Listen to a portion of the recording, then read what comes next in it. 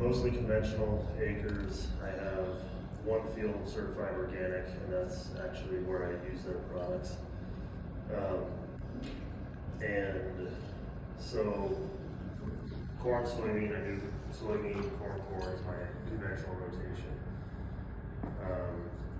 And I made quite a few changes for 2024. On the conventional side, I got rid of 10-30-40 and did compost extract and furrow.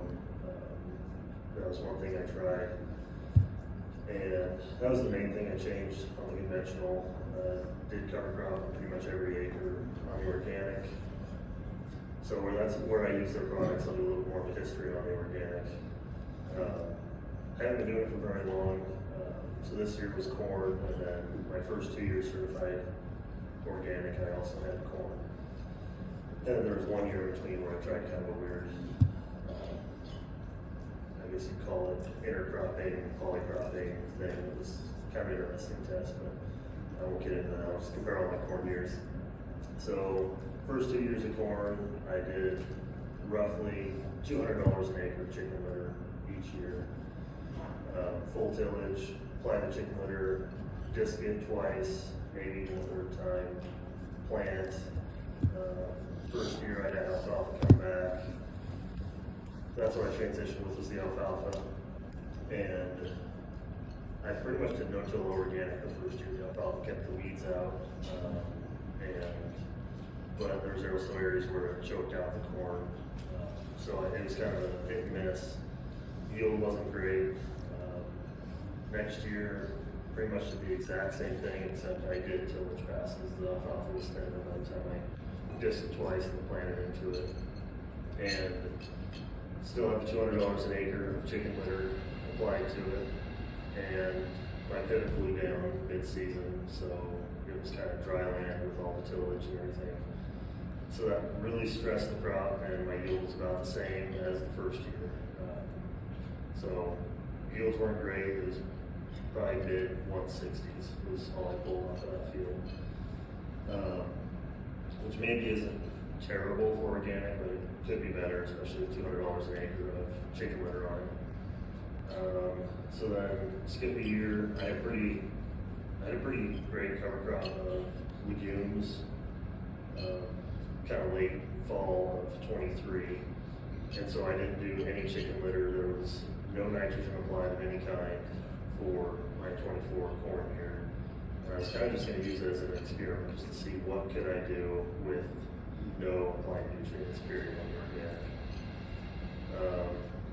So I had cover crop coming up in the spring this year. I disced it in, and then planted my organic with 12 gallon per acre compost extract, which I buy the compost, but I have a compost extractor on my farm, and so I mix the extract myself. I apply 12 gallons per acre in furrow with 1 gallon of their humic acid, 1 gallon of their fulvic acid, and I believe it's 16 ounces per acre of the Sugar Rush Plus. And then rotary hoed it twice. First pass of cultivation, my plan was both passes of cultivation, I would do that same mixture through the wings of the cultivator, but I didn't have it set up for liquid in time for that first cultivation pass. So my second cultivation pass, it was again 12 gallon per acre of compost extract, 1 gallon per acre of the humic. I believe I cut out the full, no, I did have some fulvic, it might not have been a full gallon per acre of fulvic. And I did not do the Sugar Rush Plus in that pass, I don't believe. So basically all I had was in furrow and my second pass of cultivation, which the corn was probably not that tall at that point, a little below waist high. And then later on in the season, I can't really tell you what growth stage it would have been. I did pass with the pivot with, again, 12 gallon per acre compost extract, humic acid, 1 gallon per acre, and 16 ounces of their NGen. They told me at the beginning of the season that it should be getting certified organic, and I've been watching it all season long and saw it did get certified, so that's why I bought it for the organic, and I was gonna try it on my conventional fields also, but those fields got completely wiped out with hail, so I took that product and moved it over to the organic. Otherwise, I would have had some results from the conventional side to tell you. And the differences I saw, the plant health was the best plant health I've ever had on the organic so far. And like I said, I only had 3 years of experience as an organic corn, but I had several, probably at least 5 to 7 neighbors stop me and tell me that's the best looking field of organic corn they've ever seen. And it's, a lot of those people are people that would never compliment an organic field, so that's saying something. And I also noticed the weed control. I did do a better job of weed control, so I will take credit for some of it. But there was less weeds there. And I really attribute that to not having all those free nitrates there in the soil. I think not having that chicken litter just out there feeding the weeds, I think was huge. Because it was as clean as any of our conventional fields that we spray with herbicide. And so that was a huge, I mean, I was amazed at the way the field looked. So it didn't, my yield wasn't tremendously better. It was like upper 160s instead of like mid 160s. But I didn't have $200 per acre of fertilizer out there either. So, I mean, I consider it a success, you know, cutting costs, raising the same yield, prices drop, so that sucks, but I don't have control over that. The other thing, there's one other thing I was going to say about that. Oh, and surprisingly, I never saw any nitrogen stress in the crop all year.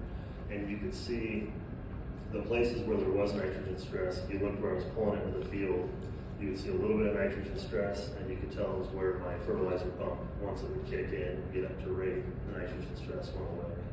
So it's telling me that of that concoction, I mean, I can't credit to all of the compost extract or all of the humic acid or the sugar rush, but something in there or the combination of it was mitigating the nitrogen stress. I plan on using the humic acid in my nitrogen applications this year on my conventional, just to try to balance the carbon nitrogen ratios. And with my compost extract, I do plan to also try to figure out what I can mix with that to just get the better, a little bit better utilization of the biology in that extract. For the most part, I mean, that's pretty much it. Oh, with that engine application through the pivot, it was 16 ounces per acre, which after I got the product home, picked it up, I saw that they recommended doing a pivot application to double it to 32 ounces. So I probably didn't apply it quite to label, but I wasn't going to drive back to Loomis to grab 16 ounces per acre, and I needed to get it going anyway. So I wish I probably would have done 2 applications of that and at the full rate. But yeah, I guess that's all I really have. I don't know if there's any questions. Otherwise, next person come up. Have you done any soil analysis or anything like that? You need to worry about today. So I have done soil tests. That's actually one thing I was going to touch on. It was interesting. I had soil tests pulled November 10th, 23. It was 12 pounds per acre of nitrate available. Had soil test in season, which, you know, all the biology is coming to light. You know, it'd be normal to have an increase in available nitrogen, but it was 47 to 53 pounds per acre available in season, and the test was August 8th.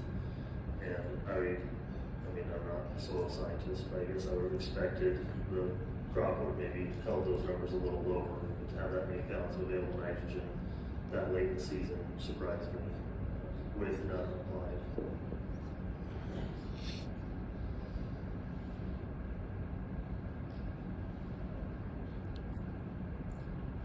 This is whoever's next.